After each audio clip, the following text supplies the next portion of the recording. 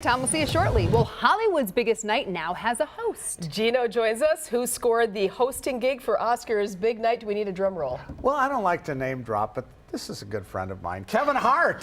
There he goes. He's hosting next year's 91st Academy Awards. He says hosting the Oscars, it's been a goal of his, on his bucket list, and he's so excited for the opportunity. Now, he's no stranger to hosting award shows. He's previously hosted the BET Awards and the MTV Video Music Awards.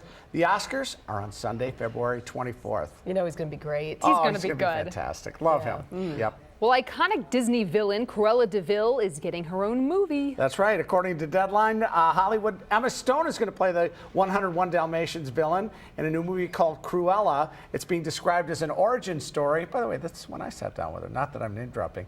So it's set in the early 1980s with a punk vibe. The last time Cruella was on the big screen, she was played by Glenn Close in the 101 Dalmatians Which was a great casting and its call. sequel, yes. I'm giggling because we all, ladies, let's admit it, we got a little Cruella in us. I'm not going to lie. Every blue moon, right? Speak for yourself. I'm just saying. Do you know the song? I don't. Cruella de Vil. How many times have I sung on the show? I wish Too many, actually. I don't know the song. Let's see. I must look the into voice that. coming out of the mouth. That might be my new ringtone. Will Ferrell bringing back his Anchorman character Ron Burgundy, but not for a movie, you say? No, an interesting fact. He's a friend of mine. Will Ferrell will continue the legend of Ron Burgundy in a new podcast. The announcement was made on Twitter via a new account for the show at Burgundy Podcast. Burgundy tweeted that because of the fast-changing media landscape, he's starting a podcast. The fake news anchor added that the podcasts are, quote, hotter than Jane Fonda's workout tape. His words, not mine. The podcast, produced by Funny or Die and iHeartRadio, debuts early next year. That man makes me laugh. He's always funny. You just look at him and you laugh. Yes. He's kind of a big deal, you know. Kind of a big deal. How can he even be a dad to his kids? You know, like how do you accept discipline from Will Ferrell? You know, right? Feel like, okay, Dad, thanks. Yeah. Right.